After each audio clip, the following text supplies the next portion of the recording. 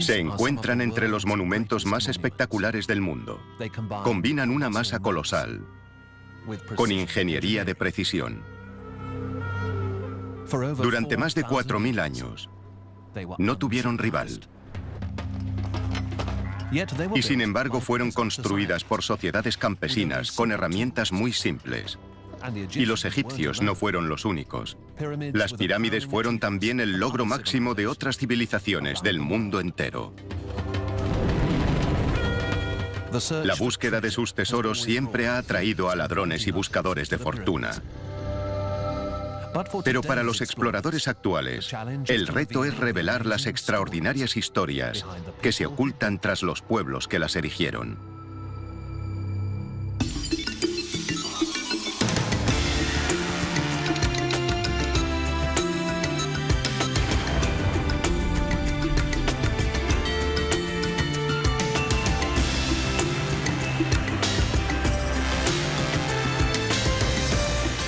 La guía definitiva. Pirámides. Hora punta, Ciudad de México. En el Zócalo, los bailarines aztecas no muestran tanta prisa. Bajo sus pies, cubierta por calles modernas, yace una capital más antigua. Una ciudad perdida de pirámides altísimas.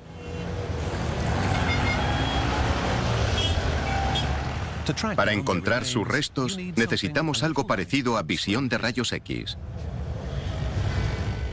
Hay quien pasea a sus perros.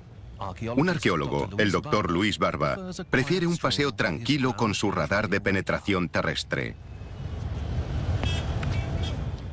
Tiene olfato para las ruinas antiguas y escanea el terreno con impulsos de energía que rebotan en los objetos enterrados.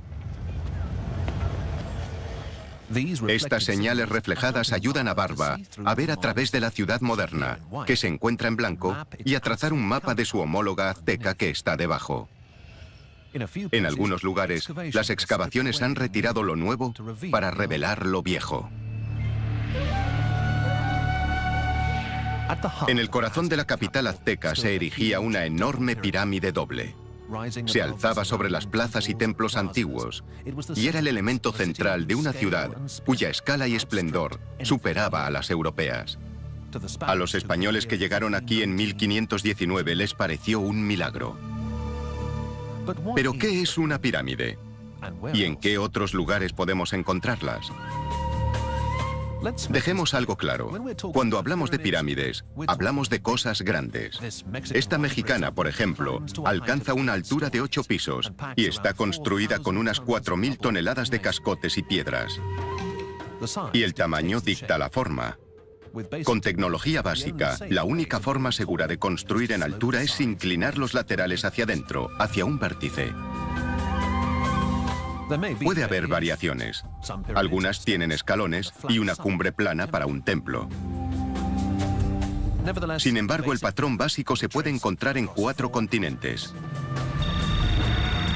En China, sobre el año 200 a.C., el primer emperador fue enterrado bajo una inmensa pirámide de tierra. Mide más de 1,5 kilómetros de perímetro. E hicieron falta 700.000 trabajadores para terminarla. El emperador tenía un ejército privado de guerreros de arcilla que montaban guardia permanente junto a su tumba. Al otro lado del mundo, en Norteamérica, en el fértil valle del Mississippi, en Illinois, los nativos Cahokia también pensaron a lo grande. Hace 1000 años construyeron esta gigantesca pirámide montículo de unos 10 pisos de altura. Hacia el sur, encontraremos pirámides grandes por toda América Central y Perú. Aunque la cuna de la construcción de pirámides está en África, a orillas del Nilo. Pero ¿quién podría imaginar que la mayoría de las pirámides no las construyeron los egipcios, sino los reyes nubios del sur? Los restos se encuentran aquí, en el actual Sudán. Pero no adelantemos acontecimientos. La historia de las pirámides comienza unos 1500 kilómetros río arriba, en el mismísimo Egipto. Se alzan tan completas y majestuosas que parece como si las pirámides de Egipto hubiesen brotado de la nada. Pero la realidad es menos romántica.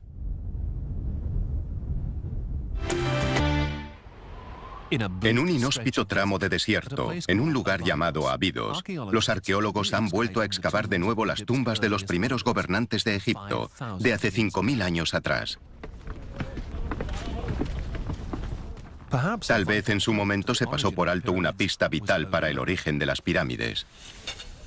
Quizá no sea una labor muy glamurosa, pero examinar viejas pruebas ha dado frutos. En la tumba reabierta del rey Hasehemui, Günther Dreyer, de la misión arqueológica alemana, ha descubierto algo extraño.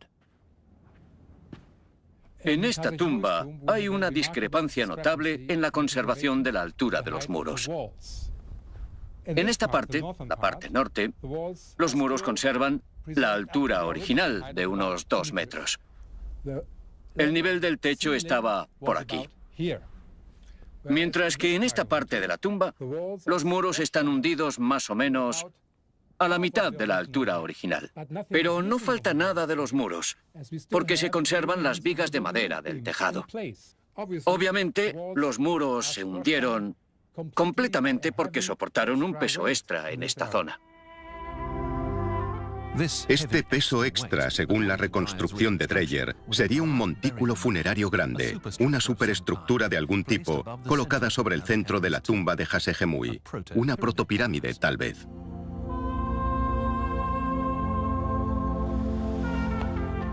A 1,5 kilómetros de la tumba se encuentra un enorme y desconcertante recinto. Sus gigantescos muros de ladrillo suben hasta los 10 metros de altura y sin embargo no guardan nada en su interior. Fuese lo que fuese, está claro que a Hasehemui le gustaban los edificios a escala monumental.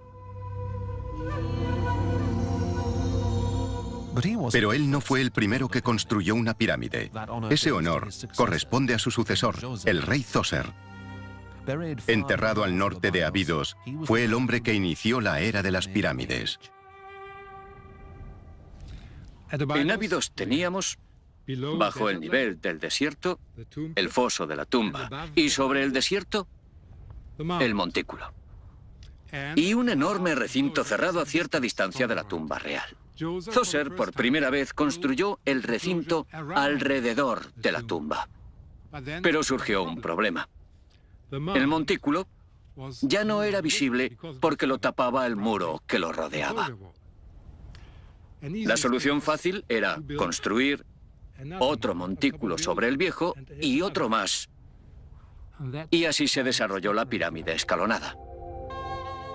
Con su pirámide de 6 escalones, el complejo funerario de Zoser es el ejemplo de arquitectura en piedra más antiguo de la humanidad. Se remonta al año 2600 a.C.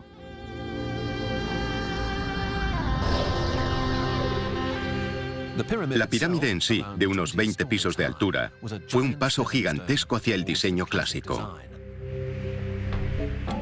Durante los 1000 años siguientes, los lados inclinados se estandarizaron. La razón es desconocida. Tal vez simbolizaban los rayos del sol formando una rampa hacia el cielo.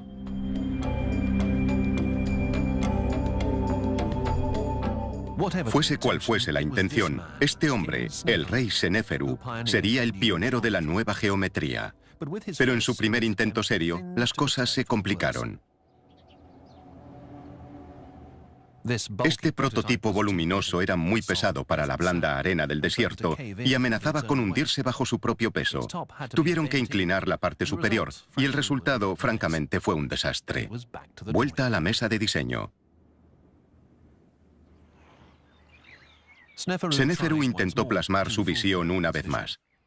En esta ocasión, construyó su pirámide sobre cimientos de roca y fue sobre seguro con la pendiente.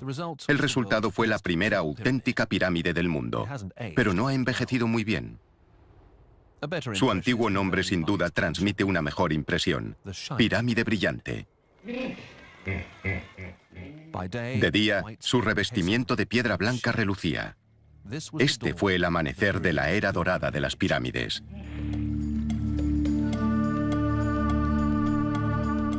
Las pirámides alcanzarían su momento culminante unos kilómetros al norte, en la meseta de Giza, junto al actual El Cairo. Fue aquí donde dos de los hijos de Senéferu, Keops y Kefren, construyeron las pirámides más grandes del mundo. Ambas rondan los 50 pisos de altura. Pero antes de comenzar las obras, los topógrafos tuvieron que acometer un trabajo vital. La alineación era fundamental. Para los faraones, la puerta a la eternidad era el centro del firmamento, donde las estrellas nunca se ponían. Aunque colosales, tenían que estar alineadas con esas estrellas sagradas con asombrosa precisión, en centésimas de grado. ¿Cómo lo hacían? La pista crucial es esta. Progresivamente la alineación de las pirámides fue empeorando. Esa paradoja ha sido resuelta recientemente y junto con ella el método antiguo de alineación, y todo gracias a la astronomía moderna. A medida que la Tierra gira sobre su eje, oscila imperceptiblemente a lo largo de miles de años. Esta oscilación altera lentamente nuestra visión del cielo nocturno. Desde el Egipto actual, el firmamento parece girar alrededor de la estrella polar. Pero cuando se hicieron las pirámides, ese punto central estaba en otra parte. Todavía no había una estrella brillante que marcase ese punto, pero para los faraones era vital acertar con su objetivo, y parece que usaron una combinación de dos estrellas, Mizar en la Osa Mayor y Kokab en la Osa Menor. 2500 años antes de Cristo, estas dos estrellas giraban una frente a la otra. Una vez por noche coincidían sobre el polo, una sobre la otra.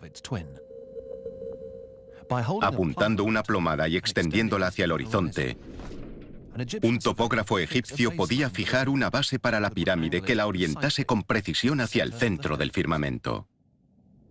El único problema fue que no contaron con la oscilación de la Tierra. A pesar de que el cielo nocturno cambiaba, los topógrafos siguieron aferrados a Kokab y a Mizar para sus cálculos. Exagerando el cambio, que era imperceptible a simple vista, podemos ver por qué las sucesivas pirámides giran poco a poco hacia el este. Resolver el misterio de la alineación es una cosa, pero ¿podemos descubrir también cómo se construyeron? La Gran Pirámide de Giza consta de más de 2 millones de bloques, y la mayoría pesan unas 2,5 toneladas. Tardó 23 años en construirse, lo que significa que de media se colocaba un bloque cada 2 minutos. Un plazo de entrega exigente, por así decir. ¿Y cómo lo cumplían, si tenían herramientas de corte sencillas y no disponían de maquinaria de izado?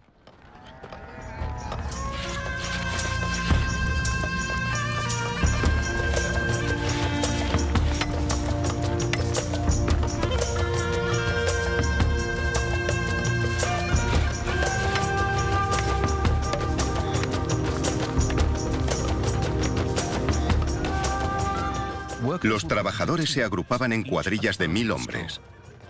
Y no eran esclavos, como se creyó. Eran obreros a sueldo. Pero la pregunta es la misma. ¿Cómo desplazaban los egipcios tantas piedras y tan rápido?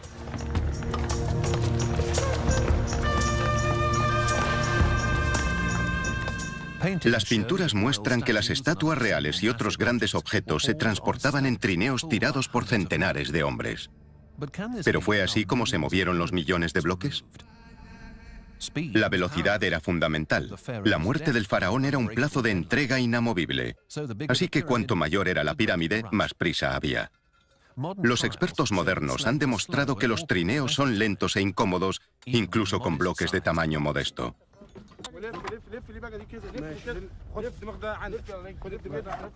Para un ingeniero moderno, los trineos no tienen ningún sentido. ¿Pero hay una alternativa posible? El doctor e ingeniero Dick Parry cree que sí. Los yacimientos arqueológicos han proporcionado numerosas maquetas de material de construcción antiguo, incluido un objeto bastante enigmático. Este curioso aparato, similar a una cuna, se encontró en uno de esos depósitos de maquetas de material de construcción y nos ofrece una pista de cómo se hicieron las pirámides. La técnica egipcia fue revolucionaria, literalmente. En una maqueta a escala, se unen 4 de estas cunas a los lados de un bloque de hormigón para crear una ruedecilla. Con 2 de esas ruedecillas, el bloque puede rodar. Incluso los defensores de los trineos tendrán que reconocer que no es realista remolcar uno por una pendiente de más del 10%. Mientras que si hacemos rodar un objeto pesado, podemos empujarlo por una rampa de hasta el 25%. Si el doctor Parry está en lo cierto y los egipcios utilizaban este sistema, la vieja teoría de los trineos quedaría descartada. Tanto esfuerzo y sudor invertido en la tumba de un solo hombre nos da una perspectiva del poder del faraón.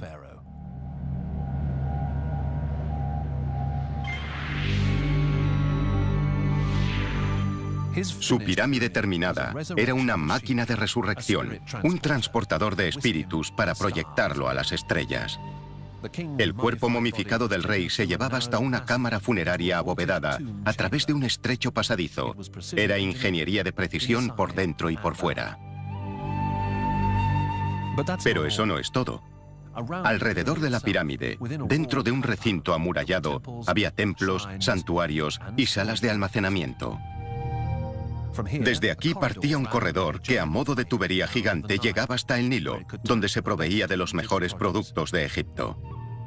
Durante mucho tiempo tras la muerte del faraón, seguía llegando un flujo imparable de productos. Los sacerdotes se ocupaban de atender al espíritu del rey y le servían diariamente alimentos frescos y oraciones. Un espíritu real no pasaba hambre, pero solo estaba seguro si su cuerpo terrestre descansaba en paz dentro de la pirámide.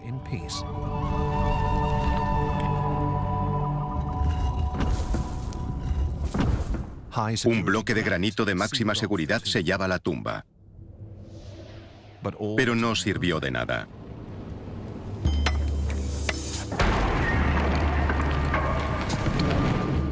Las gigantescas pirámides de Giza sufrieron pronto el robo de tesoros que solo podemos imaginar.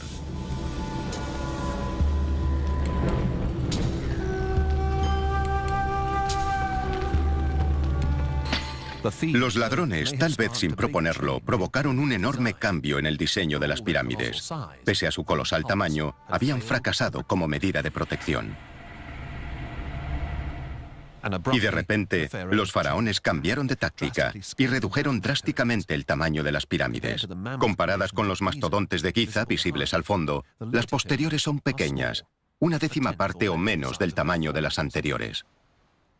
A partir de ahí, los faraones viajarían a las estrellas en clase turista. Es un rompecabezas que los arqueólogos aún siguen debatiendo. ¿Por qué encogieron las pirámides?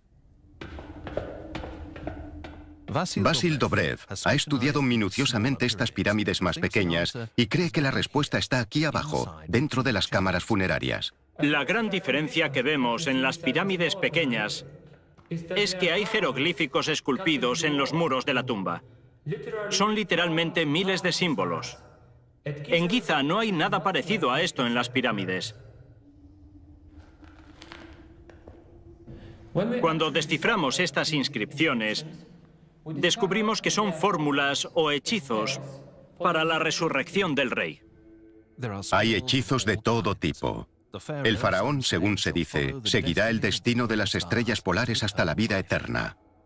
Para Dobrev, esos hechizos eran la nueva póliza de seguros del faraón, más fiable que una fortaleza de piedra.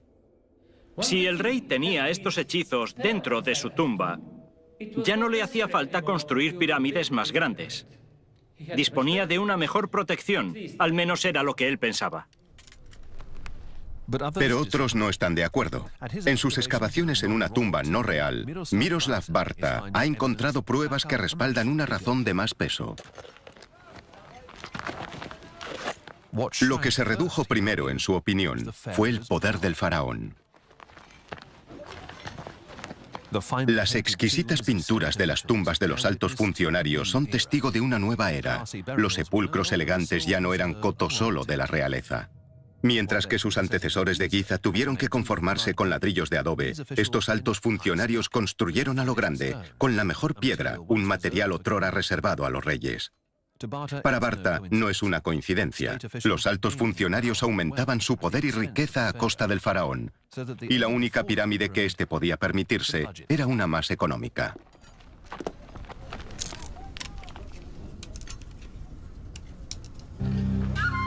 Da igual cuál fuese la razón por la que la pirámide encogió, seguiría haciéndolo. «800 años después y 650 kilómetros río arriba».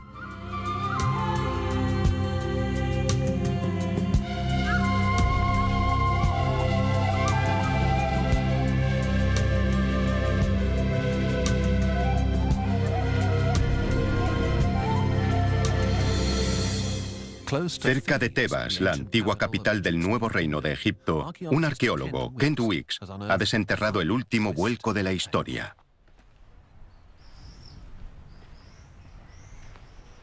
La mayoría de las sociedades han tenido formas de identificar las diferentes clases sociales. Si quieres un sistema de clases, necesitas medios para identificar a qué clase pertenece determinado individuo. Sin duda, eso era así en Egipto. Durante unos 1000 años, las pirámides fueron el símbolo del rey y de los miembros más cercanos de la familia real.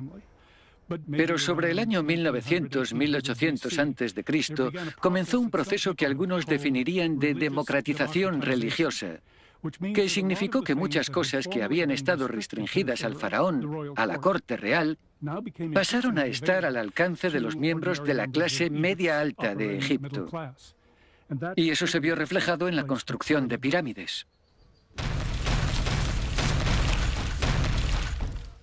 Las pirámides se pusieron de moda, y los nuevos ricos adoptaron rápidamente este símbolo real.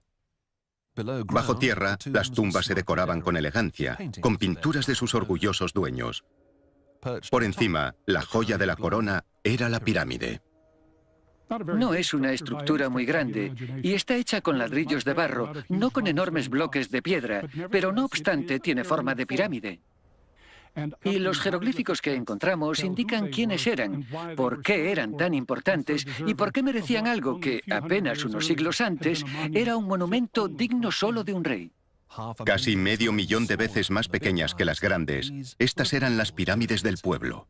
Estructuras de una escala tan monumental como la de Giza nunca se volverían a levantar, al menos no en Egipto.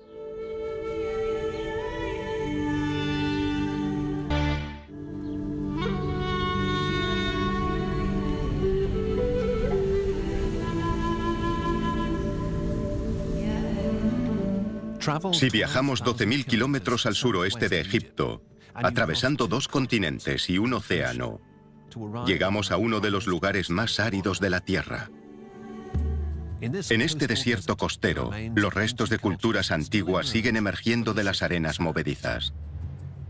Bienvenidos a Sudamérica.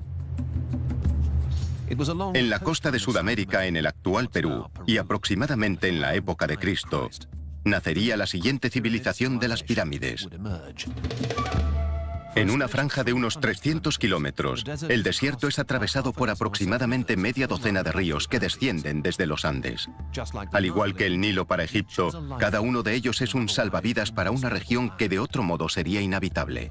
Sorprendentemente, aquí se dan las condiciones ideales para la agricultura intensiva. Con poca lluvia que erosione la capa superficial del suelo, la tierra es fértil. Si se riega, se obtendrán cosechas abundantes. Creo que la calidad de la agricultura era tan buena que de hecho permitió el desarrollo de poblaciones bastante grandes muy rápidamente. Y eso llevó a la creación de centenares y centenares de templos. Esta zona estaba habitada por el pueblo de los Moche, que literalmente construyó sobre los restos de estructuras previas. Sus pirámides macizas de ladrillos de adobe hace tiempo que se han disuelto en amasijos sin forma y han dejado tan solo montones de barro deshechos que no ofrecen ninguna pista de lo que hay en su interior. Es difícil saber cuál era la función de las pirámides moches, porque todavía no hemos estudiado muchas y harán falta años de excavaciones para saber qué pasó realmente. Steve Bourget ha dedicado 15 años a resolver el misterio de las pirámides moches. De sus últimas excavaciones han emergido pistas de una historia colorista pero siniestra que no podría ser más diferente de la del antiguo Egipto.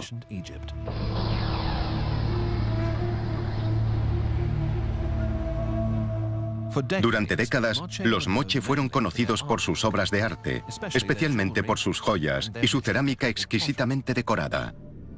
Entre las escenas representadas había inquietantes imágenes de sacrificios humanos. ¿Eran tan solo mitos elaborados o eran relatos documentados de sacrificios practicados en las grandes pirámides de los moche?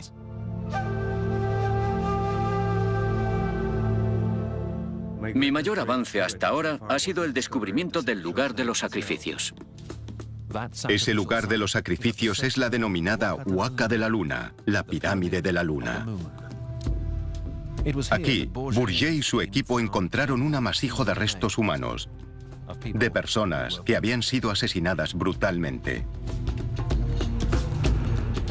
Puede que sea significativo que haya señales de frecuentes y devastadoras inundaciones en los periodos en que se produjeron esos sacrificios en masa. Hemos visto que están asociados con momentos destructivos de su historia, con megafenómenos del Niño, con precipitaciones copiosas e inundaciones destructivas que se producían en la costa norte de Perú cada 20 o 30 años. Una y otra vez, las lluvias torrenciales destrozaban sus templos.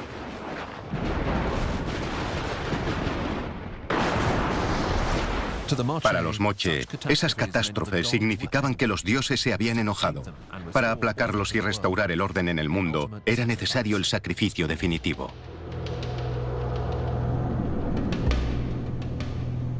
Los moche eran conscientes de este problema y crearon un ritual para contrarrestar el efecto del Niño. Y eso ha sido una sorpresa. Parece que realizaban unos combates rituales entre individuos seleccionados. El objetivo del combate era capturar a la otra persona, casi como en un duelo. Y la persona capturada sería la elegida, a través de este proceso, como víctima del sacrificio.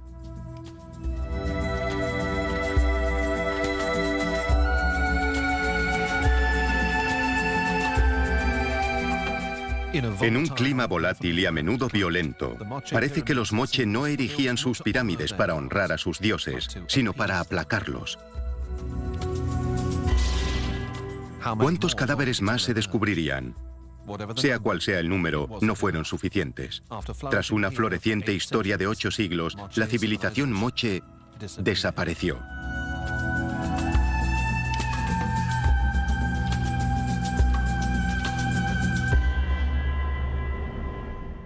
Mientras los templos moche empezaban a desmoronarse sobre el año 800 de nuestra era, otra gran civilización de pirámides estaba en su apogeo.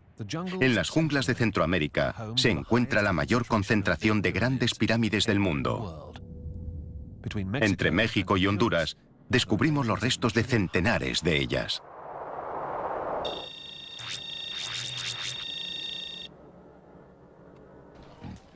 Y los pueblos que las construyeron no han desaparecido. Aunque sus ciudades antiguas ya no son prósperas, los actuales mayas siguen aquí, viviendo del maíz, tal y como hicieron sus antepasados durante miles de años.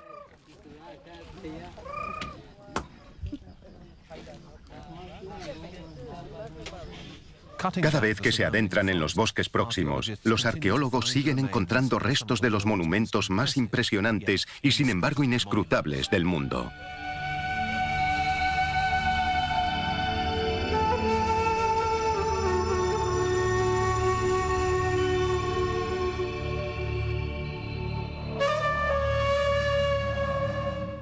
¿Quiénes fueron los antiguos mayas?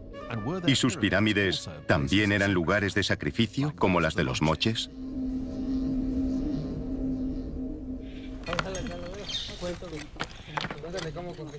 Al igual que los egipcios, los mayas construían en piedra, y sus pirámides, como esta de Chichén Itzá, en el sur de México, también estaban relacionadas con otras construcciones rituales.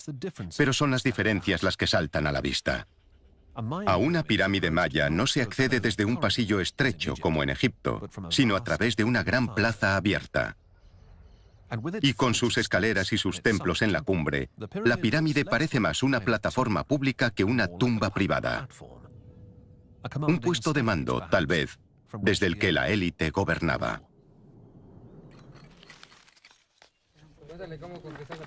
A medida que los arqueólogos van reconstruyendo los restos de la civilización maya, sus logros no dejan de sorprendernos. Mientras que los egipcios escribían en papiros, los objetos desenterrados por Carlos Pérez muestran que los mayas disponían de los medios para elaborar un bien igual de valioso, el papel. Aquí en Chacmuntún encontramos algo inusual. Herramientas como estas que vemos aquí eran usadas por los mayas para hacer papel, con la corteza de árboles como este, llamado copo en maya. El papel era muy importante para los mayas, porque lo usaban para escribir libros, para ritos ceremoniales y para llevar a cabo registros y cuentas. Como muy tarde en el año 300 a.C., los mayas ya habían inventado su propia forma de escritura jeroglífica, aunque solo ha sido descifrada parcialmente. Además, elaboraron un método muy eficaz de contar, sumar y registrar fechas utilizando barras y puntos. Y ya en el año 500 a.C., habían perfeccionado un calendario muy preciso de 365 días. Y podían predecir fenómenos como los eclipses con mucha antelación.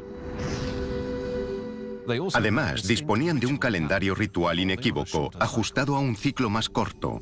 Utilizados simultáneamente, ambos calendarios se combinaban para fijar las fechas cruciales en la vida de los mayas. Desde lo alto de sus pirámides e incluso desde sus observatorios, los astrólogos sacerdotes realizaban un seguimiento de las estrellas y los planetas. Los gobernantes ajustaban sus rituales a las fechas propicias para intentar asegurar la buena fortuna a su pueblo. En Chichén Itzá, a la sombra de su pirámide principal, se reunían para un ritual digno de la antigua Roma. Era un combate planificado, al estilo maya. Una especie de fútbol, pero con las apuestas muy altas. Unos paneles de piedra, antaño de colores vivos, adornaban la pista de juego. A la derecha el perdedor arrodillado, decapitado, y con serpientes brotando de su cuello. A la izquierda, el jugador victorioso, sosteniendo su sangriento trofeo.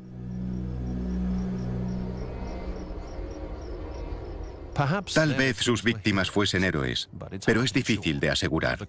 De los innumerables libros escritos por los antiguos mayas, casi todos fueron destruidos por los misioneros españoles.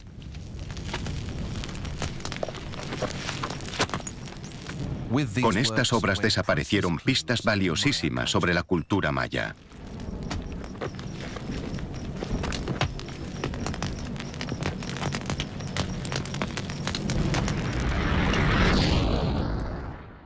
Pero una nueva teoría dice que podría haber una pista fundamental bajo cada una de las grandes pirámides mayas. Es posible que lo que veamos sea solo la punta del iceberg. Curiosamente, el agua es esquiva en esta jungla. La región es una llanura de piedra caliza, donde los ríos, en lugar de fluir por la superficie, discurren bajo tierra. El riego es imposible. Las únicas fuentes de agua disponibles todo el año son las cuevas ocasionales que descienden hacia la tierra. Para los actuales mayas, esas cuevas siguen siendo un salvavidas y las consideran sagradas. En la región maya y más allá incluso, la población tiene una fijación centenaria con las cuevas. Para muchos, sigue siendo la morada de los dioses. Y para el arqueólogo Jim Brady, todo apunta hacia abajo. En su opinión, el corazón espiritual de estas culturas antiguas no era la pirámide en sí, sino su cueva secreta. Sabemos que las pirámides representan a la tierra. En la región de los mayas se denominan huits, colinas. Representan a la montaña sagrada. Y las montañas sagradas tienen una cueva por la que llegamos a las deidades que viven dentro. Todos los pueblos amerindios sienten un aprecio y una conexión especial con la tierra, como entidad sagrada y animada. Y la lluvia no solo significa fertilidad para las cosechas, sino que también es un fenómeno terrestre. Creían que la lluvia salía de las cuevas y ascendía al cielo. Y la gente sigue yendo a las cuevas para implorar que llueva y haya buena cosecha. En cada lugar que ha examinado, el Dr. Brady ha encontrado una cueva bajo la pirámide principal. Pero la prueba de una relación se ha obtenido en lugares como Xochicalco, en el centro de México, donde no existen cuevas naturales. Aquí, tuvieron que haber sido hechas a mano. Esto no es natural, todo lo que ven fue construido. Y teniendo en cuenta que no disponían de herramientas de acero, fue una tarea inmensa. La cueva se extiende más de 60 metros a través de roca maciza y discurre bajo el complejo de la pirámide. Es húmeda y oscura y está llena de murciélagos. No es apta para vivir ni como despensa. Sin duda, esta enorme cueva artificial servía a un propósito más importante.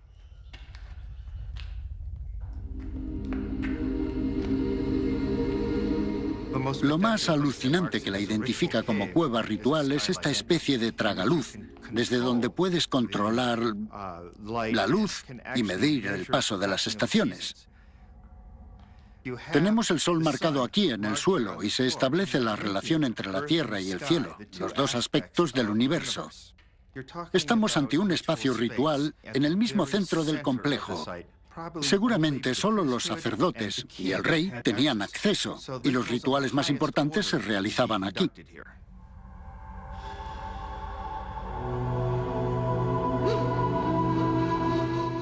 La palabra cueva también significa templo en el antiguo maya. Brady no tiene ninguna duda de que aparecerán más cuevas templo bajo las pirámides.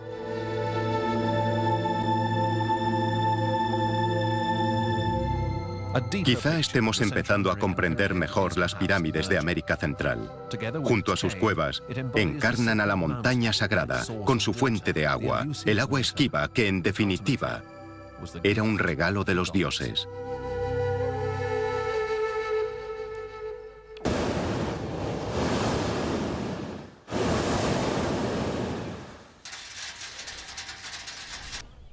Dejemos lo que hay bajo tierra.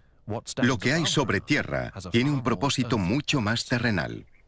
Y Jim Brady lo observa mejor desde el aire. Porque los antiguos gobernantes no buscaban impresionar solo a los dioses con sus templos, pirámides y sus espectáculos con sacrificios humanos. Desde Egipto hasta México, desde China hasta Perú, las pirámides estaban pensadas para intimidar a las masas. Buenas cosechas significaban un aumento de población, y a medida que ésta crecía, lo hacía también la necesidad de un control social. Y sin duda fue eso lo que ocurrió aquí, en Teotihuacán, en el centro de México, en la mayor ciudad piramidal de América. Lo que podemos apreciar desde aquí, pero no desde el suelo, es el enorme tamaño de esta ciudad. Son kilómetros de extensión.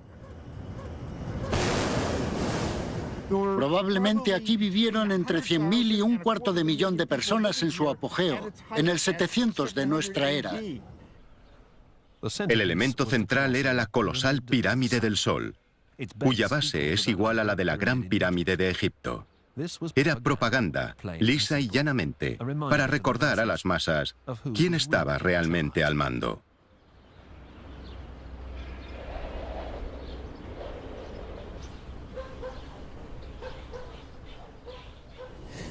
Las pirámides que vemos ahí son un símbolo del poder de Dios y de la entidad política que las creó. Se combina poder político y religioso. Ahora estamos acostumbrados a separarlos, pero en las sociedades preindustriales se hacía un esfuerzo por combinar ambos y la pirámide se alza como símbolo preeminente de esta fusión. Religión y gobierno. Iglesia y Estado. Ambos iban de la mano, y su símbolo era este enorme edificio que se alzaba en el centro de la comunidad.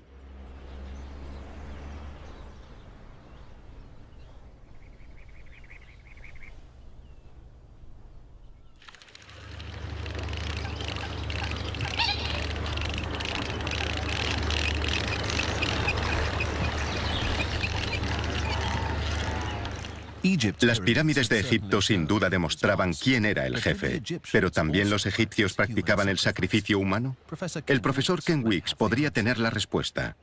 Hasta hace poco no había una respuesta definitiva. Ahora, gracias a algunas excavaciones recientes en el yacimiento de Abidos, la respuesta aparentemente es sí, pero durante un periodo de tiempo muy breve. Una época al comienzo de la civilización egipcia, y que duró tal vez unos 300 años, en la que los sirvientes de los reyes fallecidos, al parecer, tenían que viajar con sus amos al otro mundo. Lo más extraordinario es que esa práctica se abandonó y jamás se recuperaría. Pero, por supuesto, el agua aquí nunca fue un problema. El Nilo era uno de los ríos más tranquilos y predecibles de la Tierra. Cada verano se desbordaba, pero suavemente, no de forma destructiva, y proporcionaba agua para el riego, para las cosechas, para las personas y los animales.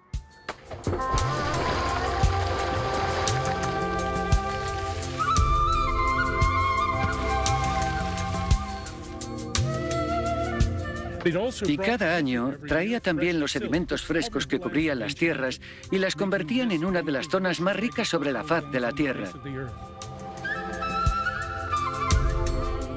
Los viajeros que llegaban aquí se maravillaban.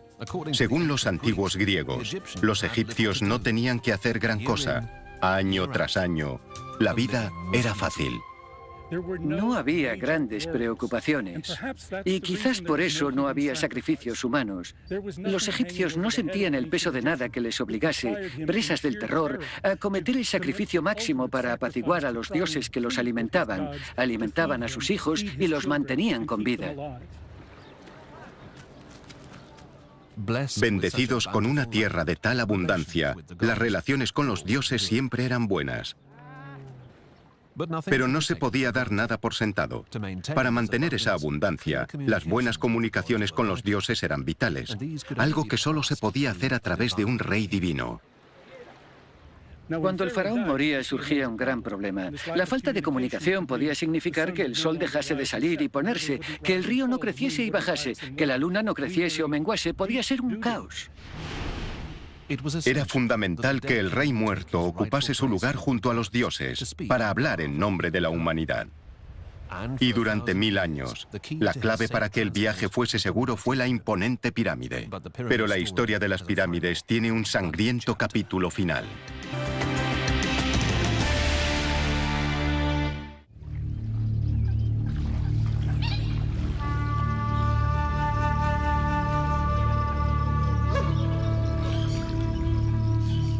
Alrededor del año 1250, una tribu nómada, la de los mexicas, se trasladó hacia el sur, hacia el Valle de México. Más conocidos como aztecas, se convirtieron rápidamente en el terror de las tribus vecinas.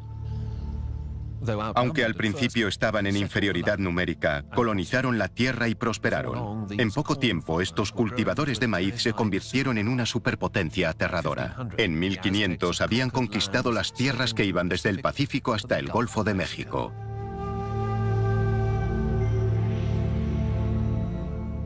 Su capital, Tenochtitlán, era una de las ciudades más grandes del mundo. Los relatos españoles describen un recinto sagrado magnífico, un lugar de belleza arrebatadora, pero coronado con la sangre de los sacrificios.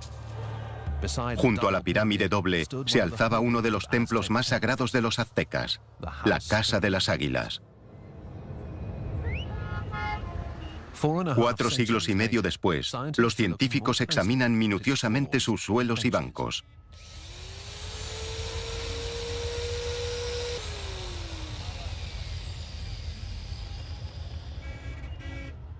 ¿Son fiables los relatos de los testigos? Se han recogido centenares de muestras, analizadas en busca de sangre y otras sustancias. Los hallazgos, al igual que las esculturas religiosas aztecas, apuntan a una relación macabra y terrible con los dioses.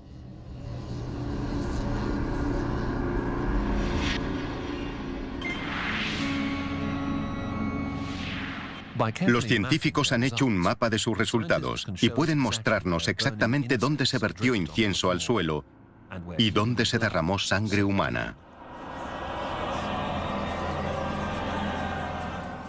Las obras de arte muestran que la sangre de los cuencos se vertía sobre el dios azteca de la muerte. Era la sangre de una automutilación ritual, ofrecida con devoción. Pero los dioses aztecas también exigían sacrificios y mostraban un apetito insaciable por los corazones humanos.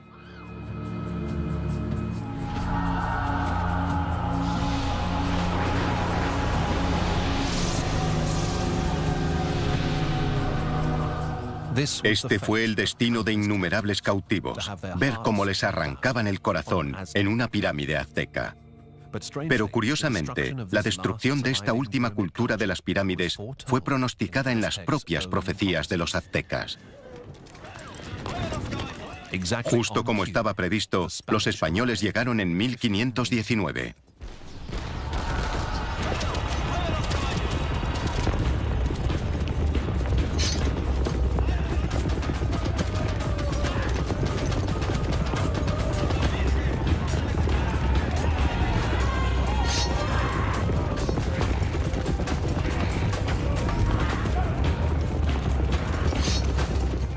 Luchando a caballo, con acero y armas de fuego, los conquistadores aplastaron rápidamente la civilización azteca y la enterraron bajo su propia ciudad.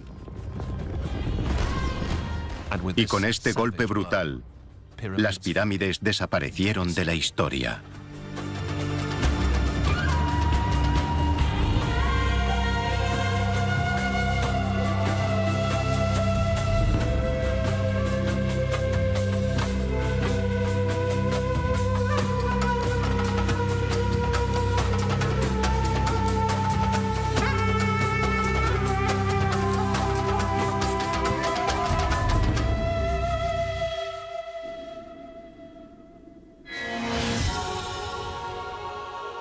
Doble. Se alzaba sobre las plazas y templos antiguos y era el elemento central de una ciudad cuya escala y esplendor superaba a las europeas. A los españoles que llegaron aquí en 1519 les pareció un milagro. ¿Pero qué es una pirámide? ¿Y en qué otros lugares podemos encontrarlas? Dejemos algo claro. Cuando hablamos de pirámides, hablamos de cosas grandes. Esta mexicana, por ejemplo, alcanza una altura de 8 pisos y está construida con unas 4.000 toneladas de cascotes y piedras. Y el tamaño dicta la forma.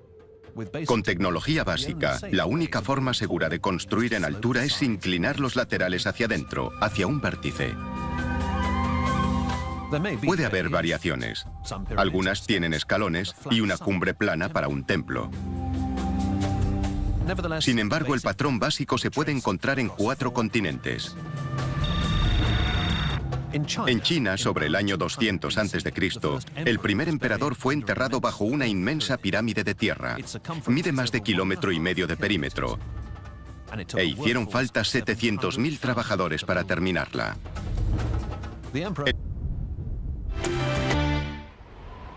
En un inhóspito tramo de desierto, en un lugar llamado Abidos, los arqueólogos han vuelto a excavar de nuevo las tumbas de los primeros gobernantes de Egipto, de hace 5.000 años atrás. Tal vez en su momento se pasó por alto una pista vital para el origen de las pirámides. Quizá no sea una labor muy glamurosa, pero examinar viejas pruebas ha dado frutos.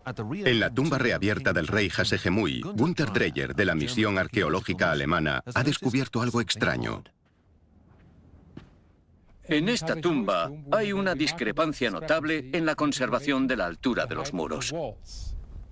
En esta parte, la parte norte, los muros conservan la altura original de unos 2 metros. El nivel del techo estaba por aquí. Mientras que en esta parte de la tumba, los muros están hundidos más o menos a la mitad de la altura original. Pero no falta nada de los muros, porque se conservan las vigas de madera del tejado. Obviamente, los muros se hundieron completamente porque soportaron un peso extra en esta zona. Hora punta, Ciudad de México. En el Zócalo, los bailarines aztecas no muestran tanta prisa. Bajo sus pies, cubierta por calles modernas, yace una capital más antigua, una ciudad perdida de pirámides altísimas.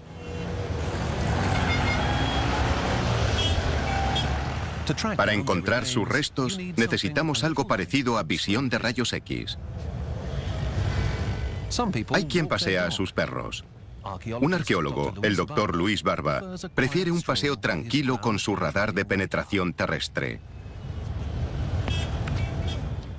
Tiene olfato para las ruinas antiguas y escanea el terreno con impulsos de energía que rebotan en los objetos enterrados. Estas señales reflejadas ayudan a Barba a ver a través de la ciudad moderna, que se encuentra en blanco, y a trazar un mapa de su homóloga azteca que está debajo. En algunos lugares, las excavaciones han retirado lo nuevo para revelar lo viejo. En el corazón de la capital azteca se erigía una enorme pirámide. El emperador tenía un ejército privado de guerreros de arcilla que montaban guardia permanente junto a su tumba. Al otro lado del mundo, en Norteamérica, en el fértil valle del Mississippi, en Illinois, los nativos Cahokia también pensaron a lo grande. Hace 1000 años construyeron esta gigantesca pirámide montículo de unos 10 pisos de altura. Hacia el sur, encontraremos pirámides grandes por toda América Central y Perú. Aunque la cuna de la construcción de pirámides está en África, a orillas del Nilo. Pero ¿quién podría imaginar que la mayoría de las pirámides no las construyeron los egipcios, sino los reyes nubios del sur? Los restos se encuentran aquí, en el actual Sudán. Pero no adelantemos acontecimientos. La historia de las pirámides comienza unos 1500 kilómetros río arriba, en el mismísimo Egipto. Se alzan tan completas y majestuosas que parece como si las pirámides de Egipto hubiesen brotado de la nada. Pero la realidad es menos romántica.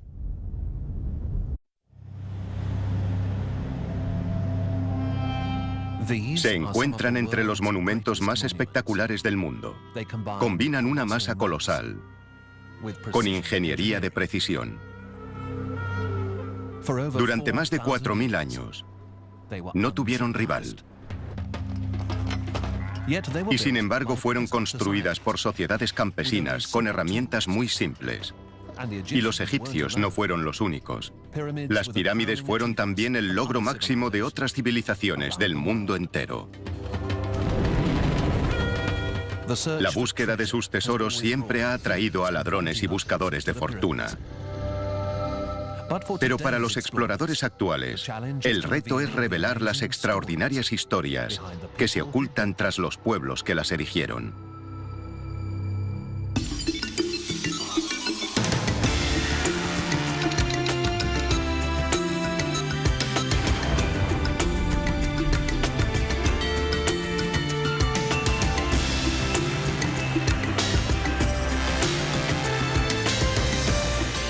La guía definitiva. Pirámides.